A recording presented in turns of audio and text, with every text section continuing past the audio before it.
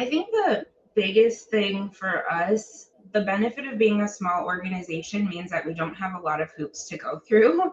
And I think one thing that is our strength is our transparency and being able to openly, I guess, communicate when things come up from with our board, even if it comes to a position, political position or response that we are thinking about wanting just to get their affirmation that we're good to move forward, or if they have any objections, like raising that. And I think the same thing goes for our staff. Like, we can always do better about ensuring that we don't move so quickly that we forget to let our staff know what's happening. I think especially with this past year in particular, recognizing that there's a lot that we don't know, but here's what we can commit to. And I think that kind of modeling is something that we continue to build. I think that's also how, I know while this is talking about inside our organization, I think that's also what makes us stand out when it comes to the community space that we are supporting outside of our organization and externally as well, is just recognizing that we're all trying to do the best that we can in this moment, and how do we navigate moving forward.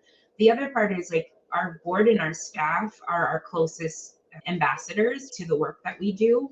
And if we aren't informing them and keeping them up to date, not just with our programmatic aspects, but the depth of like organizational capacity, then we also short serve ourselves in what their network and innovation could be, really. And I think that's something that's really important to continue to keep them in that space.